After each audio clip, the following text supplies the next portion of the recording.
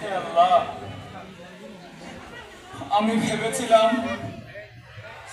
আমার নাতিরা হবে সমাজে জ্ঞানের আলো, ন্যায় ও সততার পথিক। কিন্তু আজ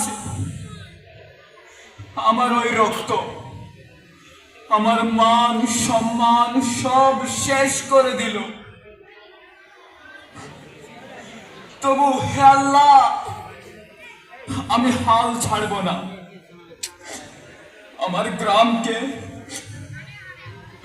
আমার সমাজকে অন্ধকার হতে আলোয় আনবো ইনশাআল্লাহ। কারণ অন্যায় কখনো টেকে না, ন্যায় সর্বদা জয়ী হয়।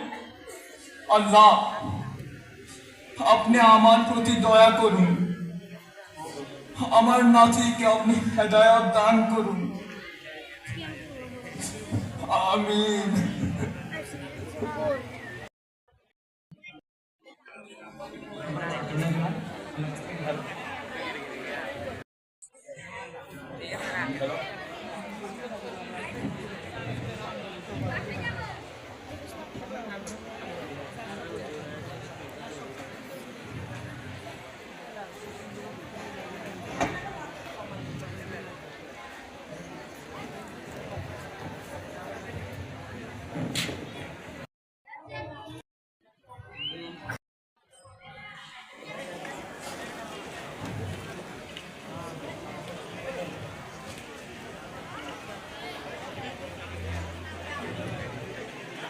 করিম, জি না না, বলুন।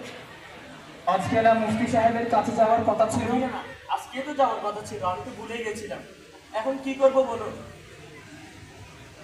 আমার ব্যাগটা গোছানো আছে কিনা দেখো, না থাকলে ব্যাগটা গুছিয়ে নাও। জি না না।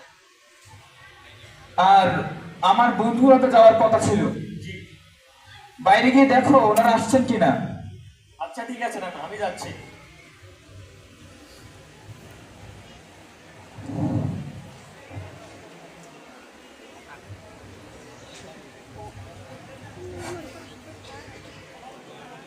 না না, ওনারা আসছে।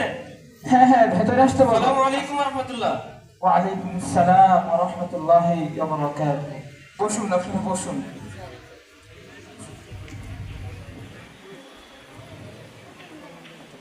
কেমন আছেন আপনারা? এই তো মুন্সি সাহেব, আছি আলহামদুলিল্লাহ। আপনি কেমন আছেন? আমিও আলহামদুলিল্লাহ ভালোই আছি। ওই নাতি মাজেদের ব্যাপারে একটু চিন্তিত আর কি। করিম, জি, এই যা